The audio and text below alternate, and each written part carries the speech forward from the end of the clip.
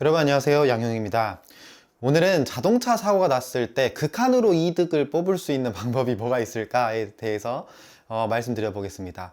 보통 이제 이익을 추구하게 되는 경우는 상대방 과실이 100이고 내 과실이 0일 때 이야기입니다. 근데 이게 이제 이익을 추구한다는 게 무조건 많이 뽑아먹겠다 하는 그런 것보다도 같은 돈을 받아도 조금 합리적으로 처리할 수 있는 방법에 대해서 좀 얘기 드리고자 하는 건데요. 일단 뭐 주차장에서 가볍게 긁은 거나 그냥 외관만 도색하면 되는 정도의 수준일 때, 그런 때에도 그냥 정식센터로 가서 수리 받는 경우가 되게 많습니다.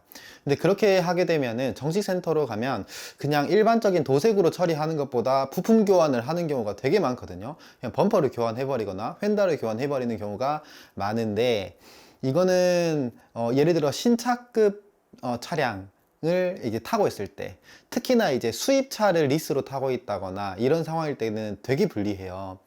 뭐 수입차 리스의 경우에는 그러니까 뭐 수리를 해서 원복이 돼 있다고 하더라도 나중에 이제 되팔 때 감가를 하거나 이런 얘기가 나올 수도 있고, 아니면은 내 차를 그냥 내 소유로 타고 있다 하더라도 수리 이력이 있고 교환 이력이 있으면 감가상각이 된단 말이에요. 그래서 가급적이면은 안 하는 게, 그러니까 수리 이력이 좀 애석하기도 적은 게 더 낫단 말이죠. 그래서 정식센터를 가서 보험 이력의 수리비도 높게 잡히고 이렇게 하는 것보다는, 이럴 때 활용할 수 있는 건 미수선 처리예요. 미수선 처리. 이게 뭐냐면, 이 내 사고 난 내 차를 당장 수리를 해주고 렌트해주고 이런 거를 해주는 대신에 그 수리비에 해당하는 금액의 일부, 그 정도, 그러니까 산정된 금액을 그냥 현금으로 줘라. 그 다음에 수리를 할지 말지 이런 건 내가 알아서 하겠다라고 하는 게 이제 미수선 처리인데요. 언뜻 말로만 들어보면 좀 뭔가 편법적인 거 아닌가 하겠지만은 이거 합법적인 절차입니다. 그냥 렌트나 이제 수리비 이렇게 해서 산정된 금액을 그냥 공업사에서 수리한 이후에 지급하나, 그냥 실차주에게 판단의 여부는 이런 거는 맡기고 그냥 현금 지급하나, 보험사에서는 똑같습니다. 그러면은 이런 경우에는 폐차를 하기 직전인 차, 이런 경우에도 미수선 하는 게 낫겠죠. 어차피 폐차할 거니까. 아니면 차량 가격이 아주 높거나 시세보다 아주 높거나 아주 낮은 차일 경우에 유리해요. 왜냐면 차량 가격이 낮게 잡혀 있는 차들이 있어요. 예를 들어 한 10년 된 수입차들 있죠. 근데 시세는 좀 잘 나와. 실제 거래되는 금액, 중고차 금액은 예를 들어 900만 원인데 보험에서 인정해주는 금액은 400만 원밖에 안 된다. 그러면은 근데 큰 사고가 났어요. 그러면 수리를 할 때 보통 내가 추가금을 내야 되는 경우가 많아요. 근데 이런 경우에는 그냥 미수선 처리로 하고, 그런 사고 수리를 전문으로 하는 데에서 최대한 기존 부품을 살리거나 중고 부품을 써서 최저가로 수리하는 방향으로 했을 때 이제 금전적인 손실이 가장 적어지거든요.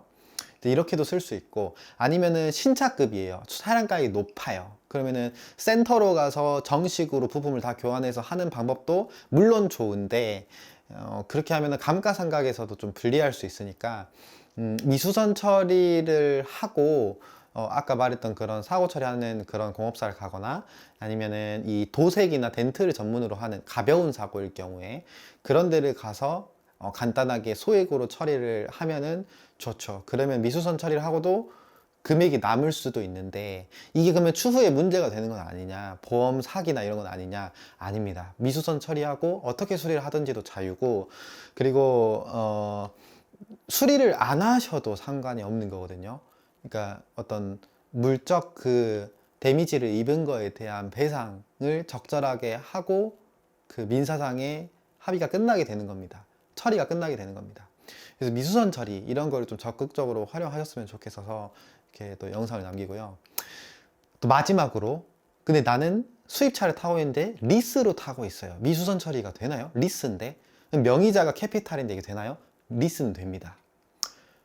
장기 렌트는 근데 거의 안 나오더라고요. 장기 렌트 미수선 처리를 승인해 주는 경우를 저는 아직은 못 봤습니다.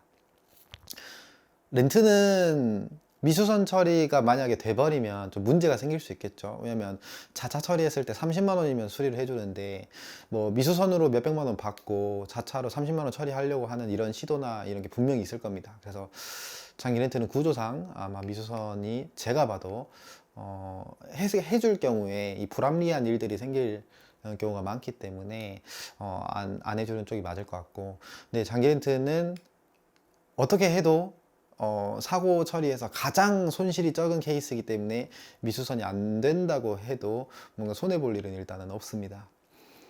그래서 수입차, 특히 오래된 수입차든 신차급 수입차든 외제차를 타시는 분들은 미수선을 했을 경우에 뭔가 득이 되는 경우가 많아요. 국산차는 상대적으로 수리비가 적어서 미수선을 했을 때도 뭐 이렇게 많은 이익이 이렇게 발생하는 경우는 그렇게 많지 않을 겁니다. 제네시스급 이상이 돼야 될 거예요. 그래서 이런 부분 활용하셨으면 좋겠어서 이렇게 남깁니다. 실은 이제 뭐 사고 났을 때 연락 주시는 분들이 많은데 그럴 때 이런 가이드를 해드리기도 하거든요. 근데 영상으로도 좀 남겨드리면 좋을 것 같아서 만들었습니다. 감사합니다.